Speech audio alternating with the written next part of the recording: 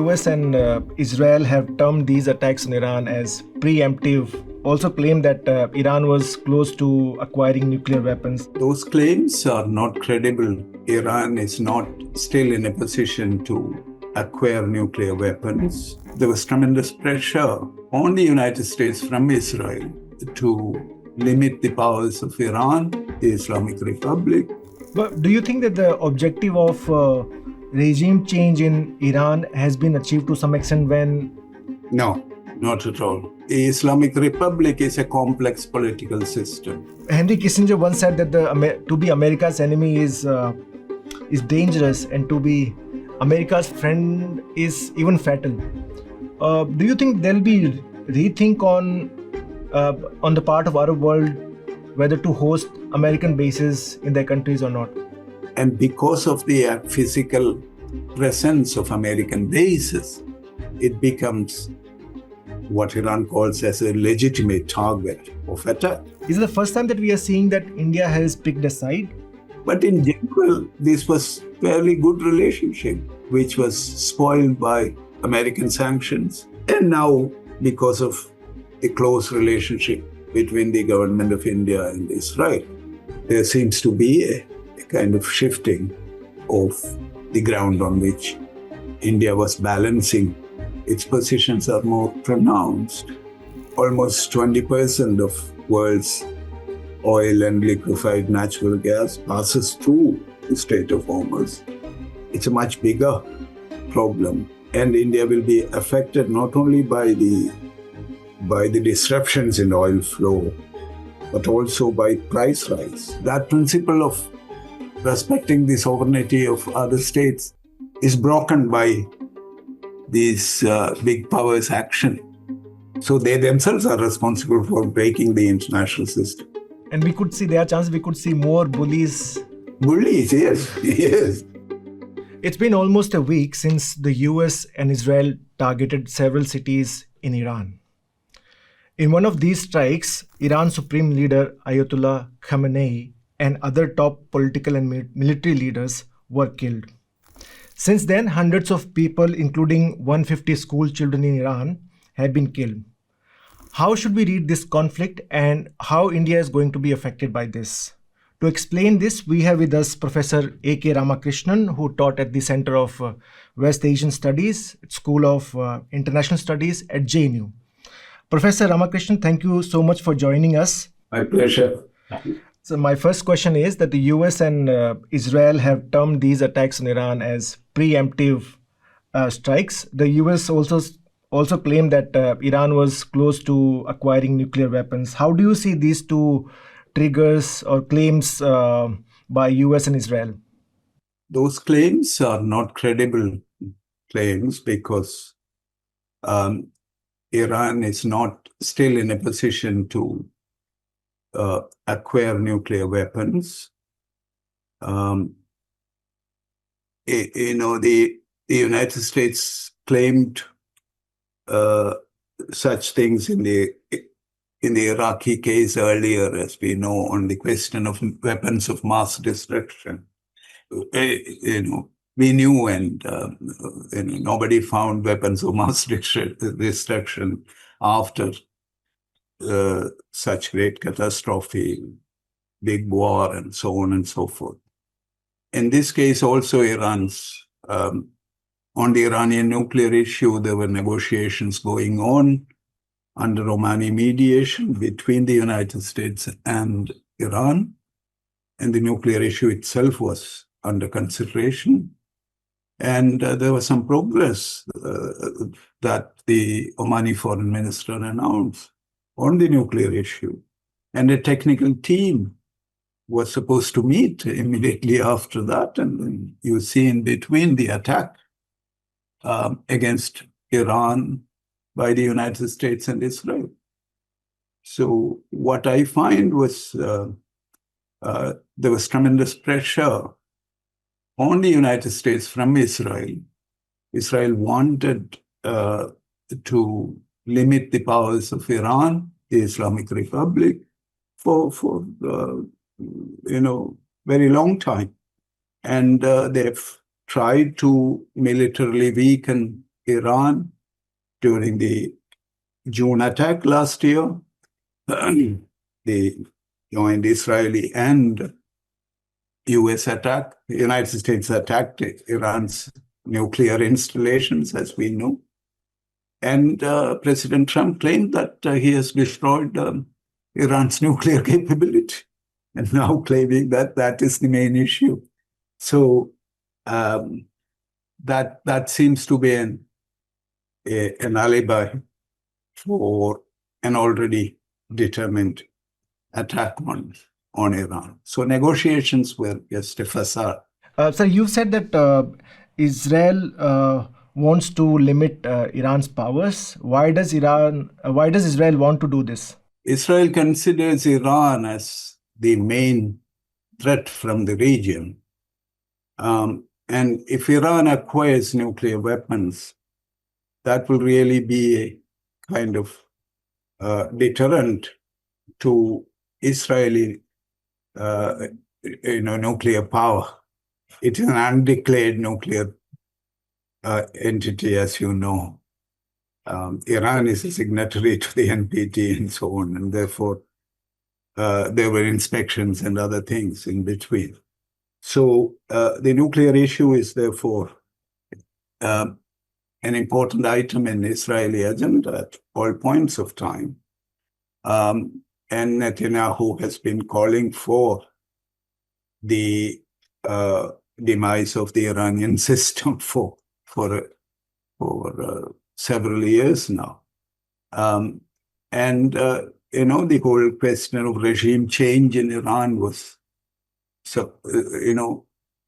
projected as an important Israeli interest. And you could see that such interests were linked with movements within Iran and all kinds of things. The question of civilization and things like that by Trump, the question of democracy and things of that sort. So those things are brought in order to camouflage real strategic considerations in the region. The United States is also interested in diminishing the powers of Iran because of the long-standing rivalry between the two after the Iranian Revolution and after the establishment of the Islamic Republic, because that was a kind of major blow to American interests in the region, because the Shah of Iran, which was the main American supporter from the region, was eliminated. It was thrown out of power by the Iranian Revolution. And the United States feels that Iran is, again, the only threat to its strategic interests within the region. And therefore, both for Israel and the United States, there are common interests as far as diminishing the power of Iran and its regional status. But do you think that the objective of regime change in Iran has been achieved to some extent when Iran's Supreme Leader Ayatollah Khamenei was assassinated in US-Israel attacks? No, not at all. Because the Islamic Republic is a complex political system. Different institutions are in place. You have the position of the Supreme Leader, which, as you know, will be filled soon. There are constitutional provisions for temporary measures when a Supreme Leader dies. And that process is on, as you know, the three-member council, which was set up according to the constitutional provisions. And there are reports that they've now agreed upon the next Supreme Leader. That is not announced, and therefore we are not absolutely sure about it. But, the Council of Experts have the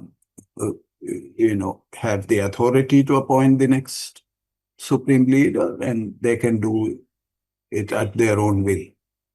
And so it is the elected experts council, which, they are elected for an 8-year term. So they select the supreme leader. There are other institutions, there is the president. Pezeshkian is the president now. You have the judiciary, you have military, you have, the parliament, Majlis, you have the Guardians Council, you have the IRGC.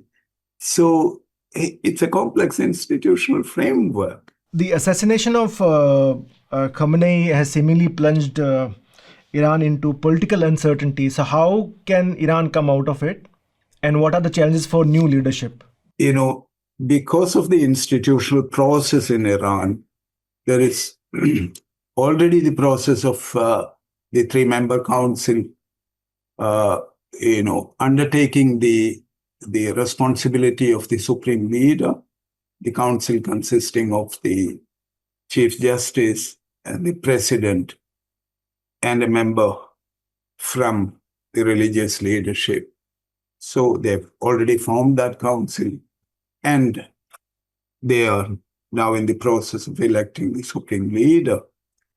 And, there are some reports that the supreme leader is already elected, but we don't know it for sure.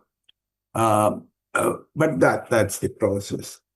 The actual, crisis, chaotic situation in Iran comes from the American and Israeli attack. And over a period of time, several of the military leaders have been assassinated. But these are not institutional crises. These are actually existential questions for Iran because of these attacks and the continuing sanctions that was there for long. So people are suffering due to that. Now, because of the attacks, it's a question of great concern for the people and for the system. But, this is not a case of regime change because of the assassination of the supreme leader. Do you think that these institutions, you're saying the institutions are pretty strong in Iran, these institutions can also come under attack from people in Iran because of economic hardships, US sanctions, joblessness? Yeah, that's a very important aspect of Iranian politics that you have brought out. Iran has a long history of people's movements, political activism, from the late 19th century against imperialist interest, the tobacco concessions that the Qajar Shah gave. In the early 20th century, you had the constitutional revolution, people across the cities of Iran demonstrating for a constitution and the establishment of a parliament, under the monarchy. Then you had, people electing Dr. Mohammad Mossadegh as the prime minister in the early 1950s. In 1951, he became prime minister. In 1953, he was overthrown by the United States, by the CIA MI6 coup that they have undertaken. And that was the beginning of anti-Americanism in Iran. You had People's Revolution in 1978-79. All walks of Iranian people participated in that. That tradition of people's political activism continued even under the Islamic Republic after 1979. So you could see workers striking and taking up demonstrations in various cities. You had seen the Mahsa Amini protest led by women on issues of women's freedom. You have seen in last December the merchants protesting because of the devaluation of Iranian currency, and that has been a very weak currency for long because of the sanctions, etc. And people have been protesting against the economic situation, etc. Some of these were, contained to a certain extent by the, the Republic. But some of the ideological fight happens within the institutions and within the political process of the Islamic Republic itself. You had what is called the hardliners and the reformists battling it out among themselves through elections and other processes. So some of the voices of people were heard through these channels. You have seen the election of President Khatami. And now you have Masoud Pezeshkian. He is also from a reformist side, not from Ayatollah Khamenei's, what's called as hardline position. So even the institutions of the Islamic Republic has different ideological persuasions within it. And some of those people's movements are represented and opposed by different factions within the system. And that's an important element, because if at all there is a question of a crisis in Iranian politics comes up, questions of legitimacy, etc., that's mainly due to the sanctions, the economic struggle that they are going on, that are going on in Iran for long, people's own suffering because of that, and the suppression of some of these movements at different points of time by the Islamic Republic. So that tension is still there, but whether that will be the primary kind of contradiction when an external attack comes to your doorstep. Then the priorities change. Yes. Then there are questions of Iranian nationalism and things of that sort. Beyond institutions, I want to draw your attention to, I want to go back to the war front. The Republic of Iran has attacked several countries in the Arab world. Iran has targeted US air bases in Kuwait, Qatar, Bahrain, UAE. Henry Kissinger once said that to be America's enemy is dangerous, and to be America's friend is even fatal. Do you think there'll be rethink on the part of Arab world whether to host American bases in their countries or not? Yeah, that's a major issue for the various Arab countries, particularly for the Gulf monarchies. You know that the security architecture for the Arab Gulf states, the GCC countries, were provided by the United States, particularly after the 1970s, the oil boom and things of that sort. And they were in a way protecting American interests in the region as well. So Saudi Arabia tried to take some leeway and try to seek alternate security sources by becoming friendly with China, having negotiations with India, and so on and so forth. But even now, the major security architecture on which the Gulf monarchies are dependent upon is provided by the United States. And therefore, there is that contradiction between Iran on the one side and the United States on the other. And then the Gulf states are actually pressured from both sides. And because of the physical presence of American bases it becomes what Iran calls as a legitimate target of attack. Because, Iran accuses these countries of providing their land to attack Iran.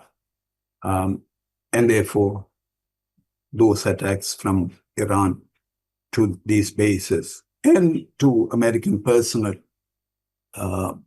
residing in various parts of these countries. The major thing is that sometimes Saudi Arabia, for example, Qatar, they've tried to make good relations with Iran at different points of time. You had in 2023 the Saudi-Iran agreement negotiated by China. It's a major agreement for that matter, a very significant one.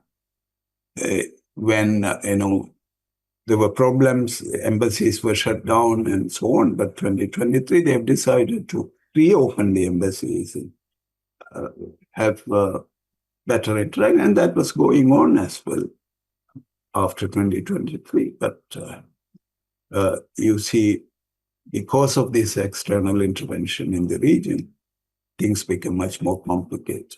With this conflict, do you think the rivalry between the Arab world and Iran is going to get more pronounced? Because the Saudis and Iran have always been bitter rivals. But you said there was some progress made in 2023, but with this external interference, it's back to square one. It need not be completely back to square one. The situation now is a situation where these Gulf countries have to rethink about their own security architecture, isn't it? Whether that dependence on American security provisions are going to save them from attacks like this. It is the other way around, isn't it? It's inviting more trouble for them. And therefore, seeking alternatives becomes more significant when such crisis becomes a big problem internally for all these Gulf monarchies. And it is also a moment where their own relationship with Iran has to be rethought, whether it's going from bad to worse or the opportunities that were opened up in 2023, etc., whether that will be taken up further. All that questions will come once the war settles down. So you can think about those things in several lines. Is it also because of the anxieties among the Arab world that Iran also fights proxy wars through Hezbollah, through Hamas, through Houthis? Yes, that's an important element. The Iranian Revolution itself was considered as a problem by these Gulf countries because the Iranian Revolution was anti-monarchist, anti-Shah. And that ideological element, which was projected by Ayatollah Khamenei and other leaders of the revolution, and the initial idea of the Islamic Republic to export the Iranian Revolution to neighboring countries, all that created big, political and security problems for the Gulf monarchies. Of course, Iran would say exporting Iranian revolution, but other countries would say exporting Iranian terror. In the region, this was not discussed as terrorism or anything of that sort. That kind of a language became much more prominent after September 11 incidents in the United States. It was mostly the Western media that had that kind of a discourse. Regional discourses were not informed by those kinds of terminologies for long. But the developments in Yemen, the Palestine question, developments in Lebanon and in Syria, all were issues in which most of the Gulf countries and Iran were at loggerheads with each other on most of those regional issues. I will not completely agree with terming every political actor in the region, those in Yemen, those in Lebanon, etc., as mere proxies of Iran. When we use such terminologies, which is usually used in international relations discussions, as you know, that denies all kinds of political agency for the people of these countries, as if they do not have the capacity to think and decide about what kind of politics they want to play. There is surely Iranian support to the Houthis, to the Hezbollahs, and several actors within the region, to the Hamas, for that matter, across the Shia-Sunni divide and other things. So somewhere recognizing the capacity for people to decide about their politics is very significant. I say this because Lebanon, for example, Yemen, the Yemeni people have a long history of political struggles. There were socialist movements until 1990. South Yemen was a Marxist government, a socialist government. Lebanon has huge political history. Southern Lebanon, the left movement, the Shia, organizations like the Amal militia, for example, they were very active and struggling against Israel and so on. So Iranian Revolution instilled newer political ideology, and the Hezbollah came into being there. So some of these things are either ideological or military or economic assistance to some of these actors. But they have their own ideologies and their own government's politics, their own attitude towards the Palestine question, and their own, idea and mostly opposition to the state of Israel, things like that. Right, sir. Now I want to draw your attention to India's how India has articulated its position on Iran war. Prime Minister Narendra Modi has spoken with the rulers of Saudi Arabia, UAE, and Bahrain and condemned attacks on these Arab countries.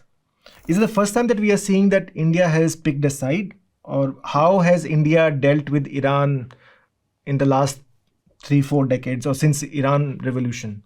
The Iranian Revolution actually was an opening for India. The Shah of Iran was in the American camp, and in Cold War politics, it was not the side that India was taking, as you know. So even though we had a relationship with the Shah of Iran, sometimes in various matters, good relations, in the oil sector, establishing, refineries in India with Iranian assistance and things of that sort was happening. After the revolution, because Iran became part of the non-aligned movement, and there were very good relationships with the Islamic Republic. You had, in recent times, the whole question of Chabahar port being developed by India. Iran allowed India to, develop those ports, Indian investment there. As late as 2024, we have the $120 million agreement for 10 years signed between Iran and India on the Chabahar port. Because the sanctions on Iran by the United States was affecting our relationship with Iran. At least on the Chabahar case, there was a sanctions relief given by the United States. But that is also over with the new maximum pressure tactics of President Trump and the tariffs on India and other things, so that waiver of sanctions as far as the Chabahar investment is concerned is gone. And therefore, India's own interest in Chabahar is also in the back seat. And this the whole sanctions affected our trade. Iran was the second major supplier of oil for India. But, officially that came to zero. So much of this is not because of India or Iran, fighting it out on any issue or anything of that. It is the circumstances created by the United States policy and its sanctions. So how to pay for oil, for example, to buy, and all these were major issues. And India's own, kind of willingness to go with the wave of sanctions, etc., not resisting. China has been importing Iranian oil. It continues to import Iranian oil and things of that. Those were major concerns. Yes, politically, we were always terming Iran and India as friendly countries. And whenever, diplomatic negotiations happen, there's always the invocation of the civilizational ties that India and Iran had. And you have seen that, there were few issues earlier. India's vote in IAEA, against Iran. In 2005 or 2003? And in several occasions thereafter. Then you had the, the OIC issue, when the OIC was taking positions on Kashmir.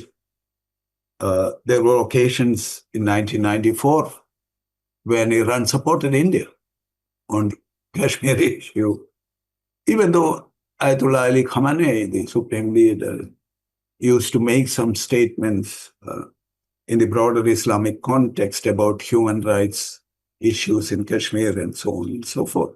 But in general, this was fairly good relationship, which was spoiled by American sanctions.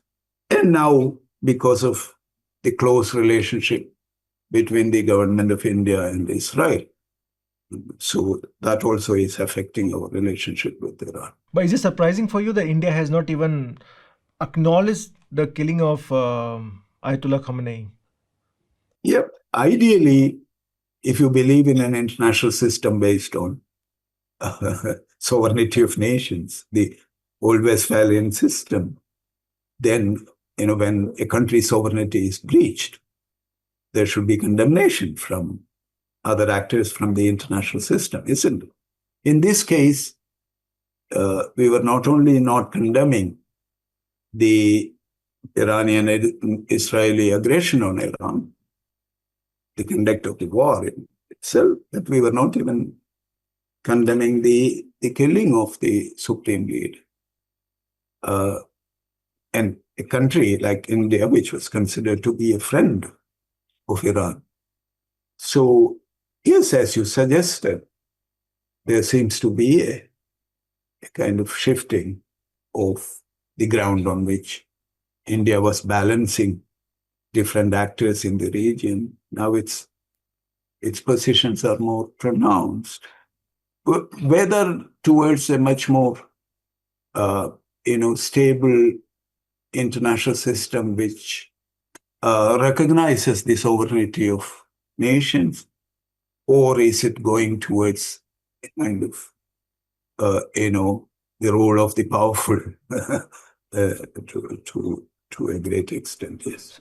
India's position is driven to large extent also because of the fact that there is a huge Indian diaspora in Gulf countries. Yeah, that's an important concern. And also the growing relationship between India and UAE, India and Saudi Arabia, and India and Qatar, and so on. But UAE is extremely significant. One of our major trade partners, and so on and so forth. Yes, Indian diaspora is extremely significant. Whether this conflict, Iran's attack on the different targets in the Gulf states, whether they expand to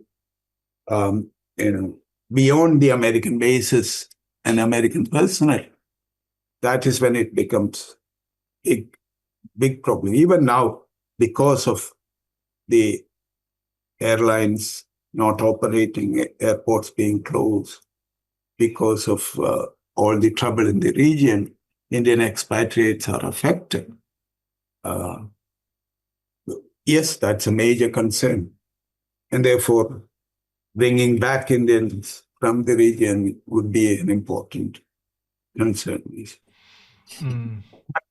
Practical issues of several of these kinds and a principal position on some of the major developments. These are two different things. Right. If we could talk about India's energy security, Iran has shut down Strait of Hormuz. It's reported that around 50% of India's oil imports come from Strait of Hormuz. So there are early signs how India is going to be affected by this war. But in the long term, how India should deal with this war in terms of India's energy security? More diversification, obviously, is required in sourcing oil and natural gas. On this issue, India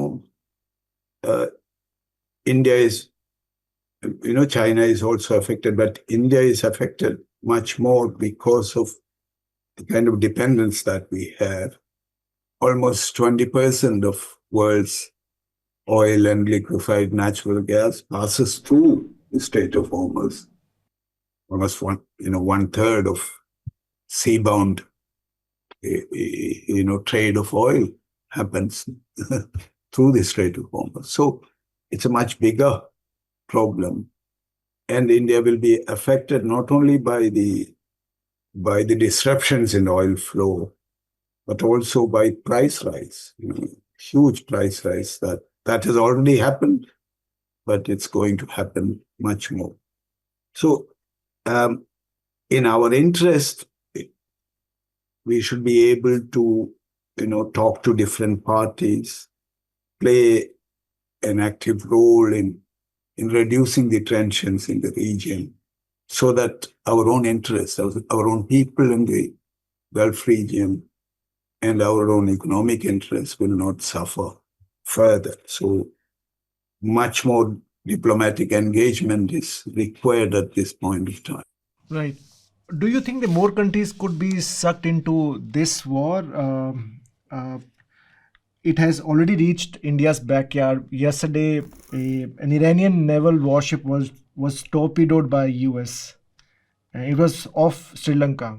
Yeah, that vessel was going from India, from Visakhapatnam, as you know, after participating in that naval exercise.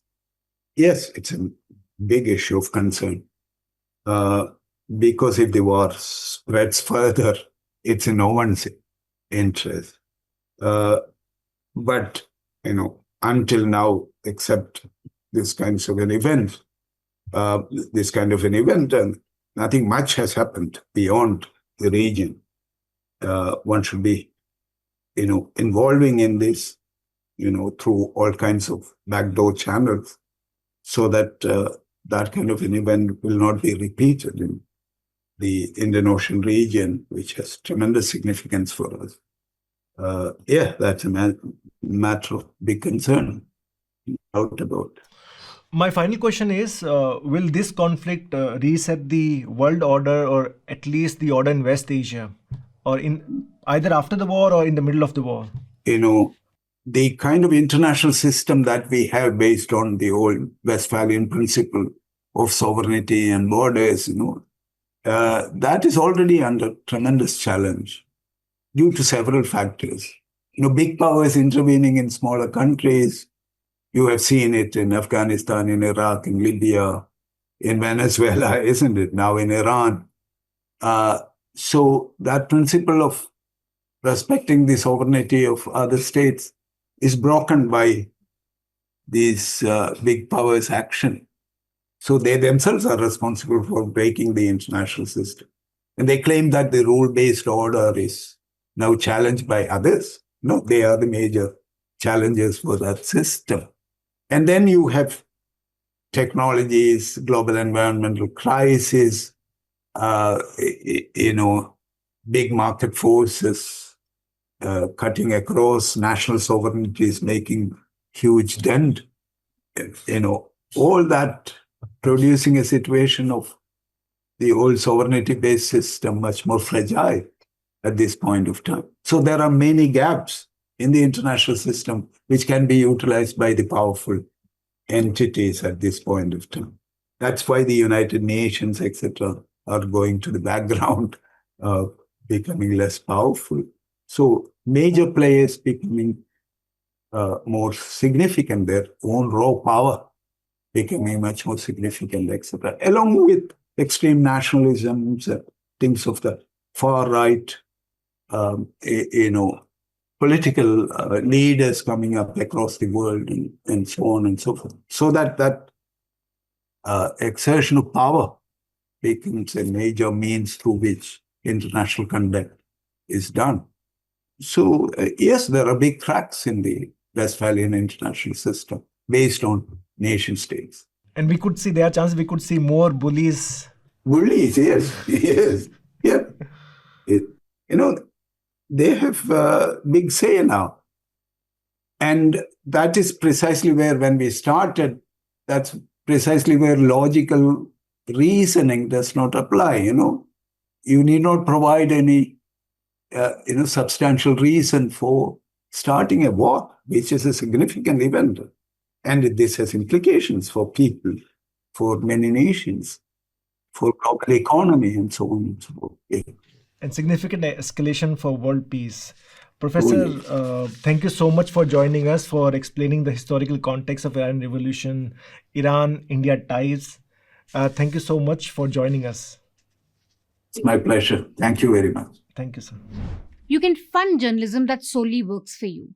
That is our motto at Newslaundry. You can pay to keep news free so that news becomes accountable to you just like it's supposed to be. Visit newslaundry.com and become a paying subscriber so that you can pay to keep news free and independent.